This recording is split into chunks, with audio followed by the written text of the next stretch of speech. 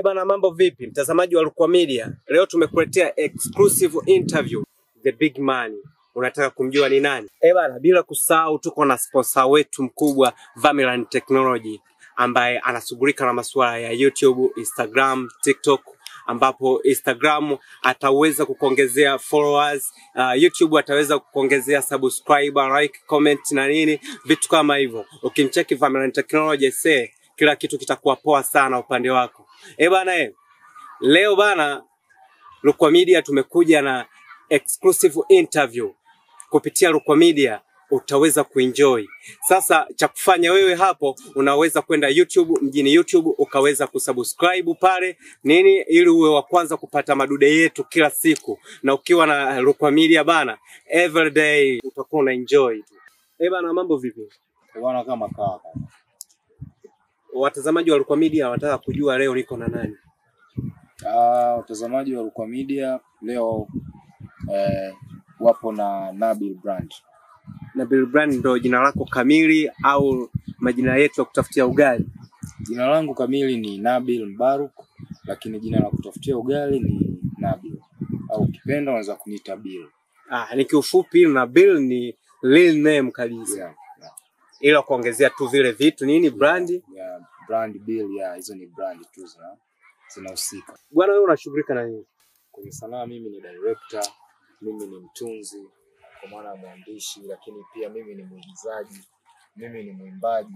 So mimi ni full package kwenye sanaa. Okay. Mtazamaji wa Rukwa Media, huyu Mr. yuko full package, anaitwa director Nabil. Kwanza shughuli zako unazifanyia wapi? Mimi shughuli zangu nafanyia Tanzania, lakini makao makuu ya kazi zangu na ofisi zangu ni jijini Dar es Salaam. Kazi zako zote unazifanyia Dar? Yeah.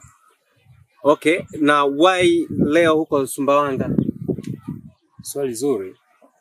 Nipo leo Sumbawanga kwa sababu mimi ni director wa Tanzania wote, na mimi pia ni mwanatasnia kama wanatasnia wengine ambao nipo katika nchi ya Tanzania. Kwa hiyo kwa maana kwamba kama mimi ni director wa Tanzania wote, wanaponihitaji wa Tanzania popote, basi mimi nitaenda kufanya kazi ili mradi kuwapa kile ambacho wao wamenituma mimi kufanya. Okay. Yeah. Alafu pia umesema pia wewe ni mwandishi. Yeah. Mwandishi wa movie, sivyo? Yeah. Ni movie gani uliwahi kuiandika kubwa ikakupeleka mjini? Mimi nimeandika movie nyingi, ikiwepo kuna movie inaitwa Sarafu, Turufu, kuna tamthilia Pazia. Hebu rudia hapo, umeandika ipi na ipi? Sarafu uliandika misimu mingapi? Niliandika misimu 3. Sarafu. Yeah. Tamthilia Sarafu nakumbuka ilikuwa inarushwa DSTV. Yeah. Na nini tena? Niliandika Turufu. Uliandika Turufu. Yeah. Mtazamaji wa Rukwa Media, oya, tuko na big man kama nilivyokuambia hapo mwanzo. Nabil sio mtu mdogo, ni very big director for this country. Yaani kwenye nchi hii ni moja kati ya watu ambao ni very amazing sana. Unahusika pia na mambo ya music. Kwa maana kwamba unaimba wewe au unaandika nyimbo? Mimi naimba, lakini pia ni mwandishi wa muziki kwa baadhi ya wasanii wetu hapa Tanzania. Baadhi ya wasanii unaweza kuwataja kwa majina au in bracket? Sawa. Shout out sana kwa my brother, kakaangu kabisa, Rayvan Vivan Boy, mtoto wa Mbeya, Nyakyusa OG mwenyewe. Wa kwanza ni huyo, na ana appreciate ninachokifanya, na appreciate anachokifanya. Nadhani hata Watanzania wenyewe wana appreciate anachokifanya na wana appreciate nilichofanya kwake. Nabil, tuanzie hapo kwa Rayvan. Rayvan, ni nyimbo gani kali ulimwandikia? Nyimbo ambayo najua Watanzania wengi hata waliopo vijijini Mbwinde huko wanaweza ukiwatajia tu wanaijua. Inaitwa Nitongoze, ambayo alifanya na my brother Diamond Platinum. Okay, Nitongoze. Yeah. Basi nitongoze. Huo ni mkono wa Nabil. Ngoma kali sana. Ilienda sana viral. Imempeleka sana Vivan Boy mjini. Kumbe bwana ulikuwa ni mkono wa mshikaji wetu Nabil. Na ngoma gani ipi tena uliwahi kumwandikia? Tukizungumzia upande wa Next Level Music, nimeandika nyimbo nyingi sana, ikiwepo hiyo Nitongoze, ikiwepo Nakupenda, Vacation, Forever, yani kifupi ni nyimbo nyingi sana sana. Valentine, unaelewa, Mwambieni featuring Mac Voice, zote hizo ni ngoma ambazo nimehusika kwa 98%. Wewe ni ni familia Next Level ama ni Vanny Boy Rayvanny ni mshikaji tu, ni mwana tu wa mtaani ambaye mnakutanaga mtaani mnapeana michongo? Mimi official, mimi ni familia Next Level Music. Ndio maana hata ukiangalia tatu zangu zote ni Next Level Music, Next Level Music. Bana. Yeah. Mswax, sogeza kamera mtazamaji ajue. Hii ni tattoo. Yeah. Hajachora kwa peni wazee. Ni tattoo kabisa, real tattoo. Imeandikwa Next Level. Yeah. So mimi mwanafamilia wa Next Level, ndio maana leo nipo na tattoo ya Next Level Music. Nisingeweza kuwa na tattoo ya label nyingine wakati mimi nipo signed under Next Level Music. Na nisingekuwa na tattoo tu kwa mapenzi, sina mapenzi ya hivyo. Yani kwa maana kwamba mpaka sasa wewe ni brand kubwa. Sijui kwa Tanzania wanaonaje. Of course kama umeweza kuandika Nitongoze na hizo nyimbo kadha wa kadha, sio mtu mdogo. Ni mtu mkubwa mpaka sasa. Ni kitu gani ambacho hutowahi kukisahau kiliwahi kukutokea katika maisha yako ya uandishi? Vitu ni vingi, lakini kwa sababu umeniambia kitu kimoja, ni kudhulumiwa. Ulidhulumiwa? Na nani? Na Rayvanny huyo au nani? Hapana, huyo ni siri yangu mwenyewe. Tunamweka kwenye mabano. Kwenye mabano. Tofauti na masuala ya filamu, kipaji chako pia ni muziki. Lakini pia tunataka kujua mpaka sasa upo kwenye mahusiano?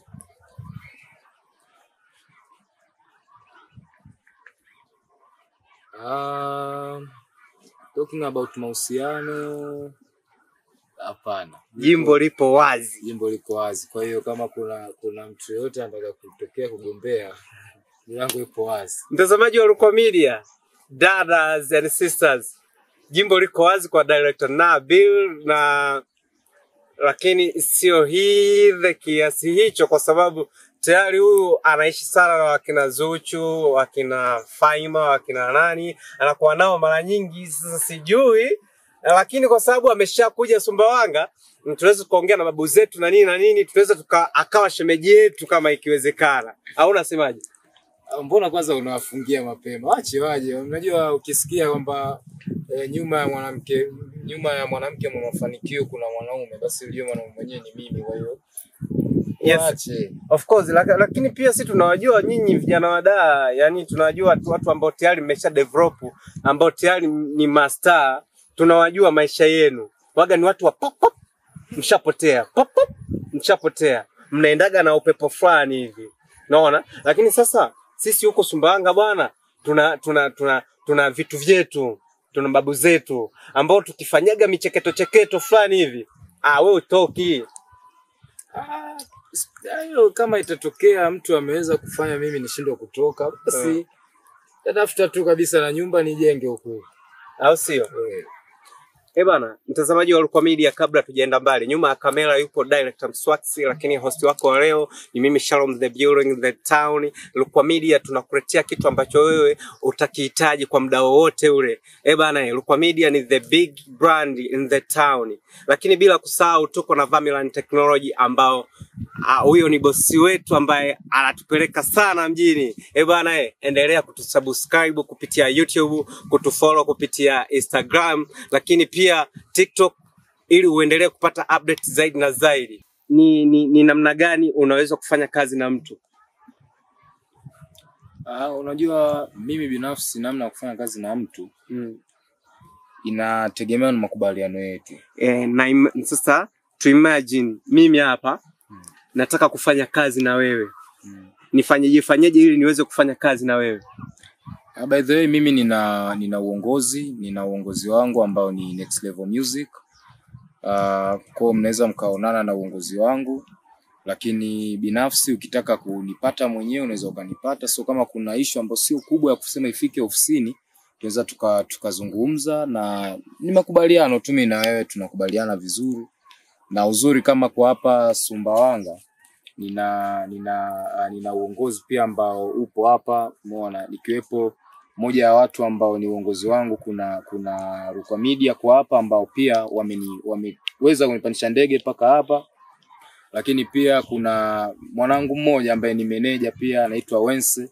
So mnaweza mkaonana na uongozi na tukafanya kazi pia.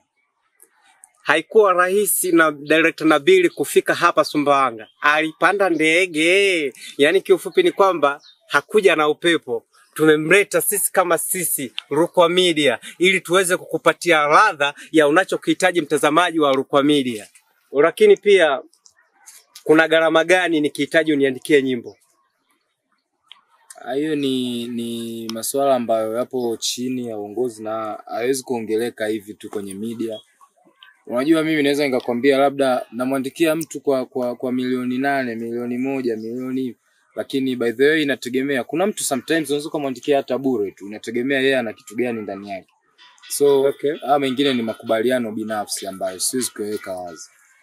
Okay, Director Nabil, uligundua una kipaji cha uandishi wa movie na una kipaji cha uandishi wa nyimbo mwaka gani? Nakumbuka kwanza mara mwanzo kabisa mimi kuanza kufanya sana mambo ya sanaa nilikuwa nafanya shule, unaona. So kipindi kile walimu na wanafunzi wenzangu ndo walikuwa, unajua wakati mwingine sisi hatugundui kama tuna vipaji. Yes, of course. Yes, so wao ndo walikuwa wananiambia bwana hiki hivi, mbona try to do this. Mwisho siku nikajikuta shule nikawa ni mmoja wa watu ambao ni master, niseme star wa shule, unaelewa. So ile ikanifanya mimi nigundue mbona kumbe naweza kufanya hiki. Na huo mwaka nakumbuka ilikuwa ni 2013 ndio ulipoanza kugundua kwamba una kitu ndani yako. Na ni mtu gani wa kwanza uliyekutana naye na akakwambia una kipaji? Sitomsahau huyu bwana. Huyu ni alikuwa ni mwalimu. Na tena mwalimu wa masi huyo. Huyu mwalimu wa masi kwa mara ya kwanza mtazamaji wa Rukwa Media waga tunasikia tu mwalimu wa math anasema tufiki mbali. Lakini bwana Director Nabil mwalimu wake wa math ndo mtu wa kwanza aliyesema una kitu utafika mbali bwana. Okay. Na mimi unajua alichofanya ni aligundua hicho. Mimi nilikuwa na calculate math kupitia kuimba. Okay. Napiga hesabu kwa kuimba. Kwa kaza wewe. So mwalimu wangu wa kwanza shout out kwake, nakumbuka alikuwa anaitwa Teacher Clinton Mawele. Yes, shout out kwake, yupo Tanga huyu. Mr. Clinton Mawele, popote ulipo, salute sana. Umeweza kutuibulia kipaji. Ule moyo ambao wewe ulimpatia kijana umefanya awepo mpaka leo hapa. Na mpaka leo anatupeleka Rukwa Media mjini pia. Baada hapo kweli nikaanza kufanyia kazi ile swala ambayo aliniambia yeye kwamba unaweza hiki. Na kweli nikaanza kufanya vitu vingi katika hii tasnia, kwa maana nikiwa bado sijui hata naanzia wapi naishia wapi, lakini shule tukawa tunale mashindano na nini ya mambo hasa sanaa kwenye swala la arts. Kweli nikajikuta sometimes zaidi ya mara 4 nikawa naibuka, shule yetu inaibuka kidedea kupitia mimi. Okay. So ile ikanifanya nipate moyo zaidi na kuamini kumbe kuna kitu naweza nikafanya. So hiyo ndio ilikuwa safari yangu ya mwanzo kabisa kuamua kuingia sasa kwenye tasnia. Okay. Baada ya hapo watu ambao tayari walikuwa wapo kwenye game kipindi hicho, ni star yupi wa kwanza kabisa ambaye wewe ulifanya naye kazi? Mimi star kwanza kufanya naye kazi alikuwa anaitwa mzee wetu Muogo Mchungu. Muogo Mchungu. Yaani Muogo Mchungu bana ndo mtu wa kwanza kabisa, ndo msanii wa kwanza ambaye alikuwa wa kwanza kufanya kazi na Director Nabil. Ilikuwaje kuaje mpaka unakutana na Muogo Mchungu? Mimi nilikuwa natoroka shule. Kuna kikundi kimoja nakumbuka kilikuwa kinaitwa Gazi Entertainment. Jamaa nilikuwa mimi natoroka shule naenda mazozini kwao. Yaani shule sisi ilikuwa tunatoka saa 9. Saa 11. Lakini wao kikundi chao mazoezi ya kuigiza wanaanza saa 9. Kwa mimi nikajikuta natoroka shule saa 9. Na sio lada pale shule kisha na walimu ile waeleweki nipo kwenye kikundi. So katika kile kikundi alikuwepo Mwogo Mchungu akiwa kama baba mlezi wa kikundi. Na sikuwahi kumuona kwanza. Nilikuwa nasikia tu yeye ndo mlezi wa kikundi, lakini nilikuwa nakutana na walimu wengine kama huyo Gazi na watu wengine. So siku moja waliandaa kambi na kwenda kushuti maeneo fulani ya Kibaha mkoa wa Pwani bwana. Sasa na mimi wakati huo nimesha join kile kikundi chao. Kwa hiyo siku hiyo ndo for the first time namuona sasa huyo hapa ni Mwogo Mchungu na nimechaguliwa pia nitaenda kushiriki hiyo filamu. Siku hiyo kwanza ndugu yangu nikwambie ukweli. Hivyo unajua nilitoka pale narudi nyumbani naenda kumwambia mama nimemuona mzee Mwogo Mchungu hivi. Mamangu kwanza alinibadilikia. Kwanza pale ana kesi yangu mimi natoroka shule. Alafu mimi najifanya namwambia habari za stamba zoea naamini ni uongo. Okay. Umeelewa? Yaani kwa maana kwamba ulijisikia furaha ya ajabu sana. Sana. Kwa sababu ulikuwa tayari umezoea sana kumuona kwenye TV. Yes. Uweza mimi kwanza siku hiyo mimi nilipigwa nyumbani. Kwa sababu kwanza nina kesi nyingi za kutoroka shule kwenda kwenye yale mazoezi. Lakini mimi sikufichi ndugu yangu. Hivi shehe kwa unapigwa afu unaona kama mwili unaganza usikii maumivu. Yaani unapigwa afu unaenjoy kupigwa yani. Unanielewa? Ndio. Kitu ambacho siku ya pili yake ambayo ndio tunaenda kushuti ile kazi. Usiku huo mimi sikulala hata kidogo. Hivi ushaona ile kwa mara kwanza labda mtu upo mkoani ndo anaenda da. Yes. Kesho ndo usingizi unakuwa hamna. Sikuweza kulala ndugu yangu. Yaani mazoezi yani pale mazoezini walisema kwamba tutakutana kwenye kikundi pale mida saa 2 kwa ajili ya kuanza safari ya kwenda Kibaha. Lakini mimi saa 11 nimeshatoroka nyumbani. Yaani mimi baba wangu nawasubiri. Yeah, nipo mazoezi pale nawasubiri.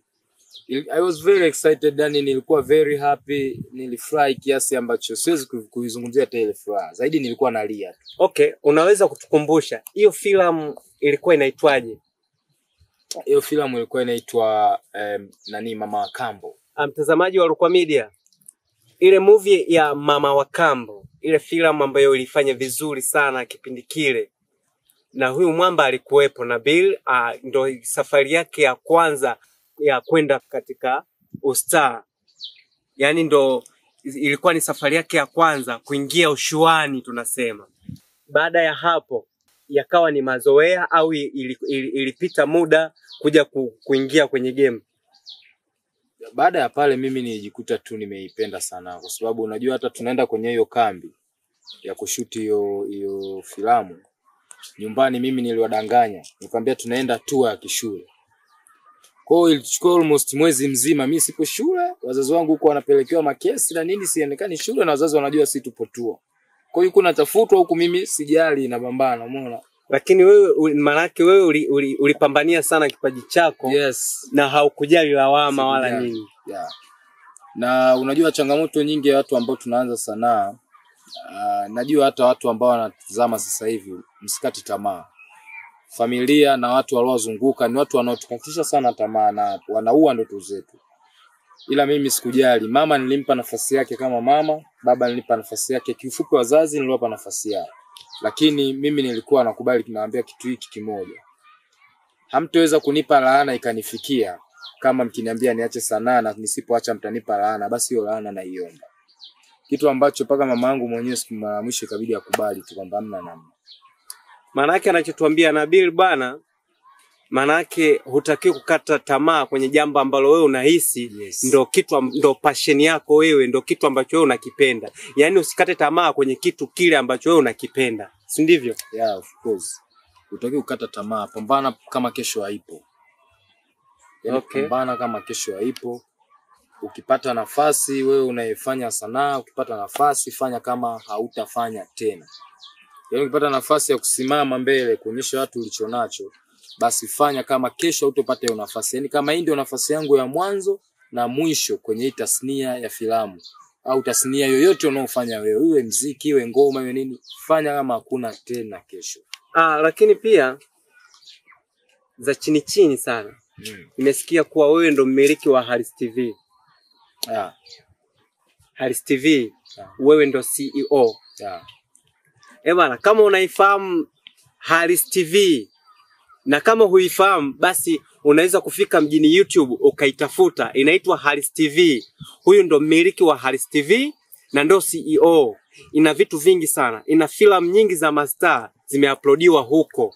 Ukiingia kwenye chaneli hiyo utapata vitu vyako vingi ambavyo wewe unavihitaji kwa wakati huo. Tunatakiwa kufanya waende pia wa subscribe, wa like, comment pamoja na kushare. Rukwa Media wamekuleta hapa kwa lengo lipi? Kuja kutembea, kuja kufanya tour au kwa lengo gani hasa?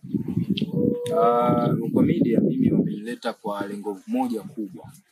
Kwanza kabla sijazungumzia lengo ambalo limefanya Rukwa Media waweze kuleta mkoa wa Rukwa, naomba nitume salamu zangu nyingi sana kwa uongozi mzima wa Rukwa Media. Unajua Rukwa Media wanapambana sana, na niseme ni kinara namba moja katika kuhakikisha wanapambania vijana wenye sanaa hapa mjini, wenye vipaji, katika kuinua vipaji vyao. Simenelewa, yani hawa wanahakikisha kwa jasho, kwa damu, watu ambao wana vipaji, iwe ni kudansi, iwe ni kuigiza, iwe ni kufanya nini, chochote ambacho kinahusiana na kipaji, basi wao wanakuwa ni kinara namba moja katika kuwa support kwa namna ya kuwainua. Kwa maana hiyo niwaambie tu watu kwamba Rukwa Media imenileta hapa kwa lengo kubwa moja. Lengo kubwa lenyewe ni kwamba kama nilivyotangulia awali kusema, hawa ni watu ambao wanainua vipaji ambao vipo na kuifanya vionekane kwa watu ambao hawajapata nafasi ya kuona. Kwa hiyo hata lengo la kuletwa mimi hapa katika mkoa wa Rukwa ni kuhakikisha kwamba nafanya filamu, tamthilia pamoja na kuibua kuinua vipaji tofauti tofauti ambavyo vipo hapa, na ikiwezekana wataonekana ni washindi na wanajua vizuri zaidi, wanajua nini wanakifanya, basi wanaweza wakapata nafasi ya kuondoka na mimi mjini Dar es Salaam katika kampuni yetu. Okay. Lakini wewe uko lebo ya Next Level. Next Level kwa wengi wanavyojua ni kwamba inahusika na masuala ya music peke yake. Na kwenye hao masuala ya filamu ukiwa da unayafanyia hapo Next Level au? By the way, napata support kubwa sana kutoka Next Level Music, ambayo ni support ya aina yoyote unaojua wewe. Lakini pia nikizungumzia kwamba naweza nikawachukua kwa watu ambao ni madansa, Next Level tunahitaji madansa. Lakini pia katika upande wa watu ambao wana kipaji au wana talanta ya uigizaji, tuna Halis TV. Halis TV ni media ambayo ina deal sana na watu wa filamu ambao ni waigizaji, waandishi na watu wa namna yote ambao wanahusiana na filamu. Kwa hiyo kwa watu wa filamu, Halis TV ipo kwa ajili yao, na yoyote mwenye kipaji ya sasa cha mimi ya sasa nitadili sana na watu wa filamu, kwa sababu hata lengo kubwa mlonitia ni kuja kuhakikisha natengeneza tamthilia hapa na kuhakikisha naibua vipaji vya hapa na kuondoka navyo mjini. Kwa hiyo ninachotaka kusema nitoe tu fursa kwa watu ambao mpo mkoa wa Rukwa na mnaona kabisa mna vipaji ya sasa vya kuigiza, kuimba na kipaji cha aina yoyote, unaweza ukatutafuta na tukapata nafasi ya kukaa chini ya kuonana. Cha muhimu unachotakiwa kufanya, andaa meeting place, ni wapi tunatakiwa kukutana. Yes, tutakuja hapo, tutajadili kinachojadilika, uwe ni mwandishi, uwe ni mwigizaji, muwe mna kikundi, tutapika hapo. Yeah.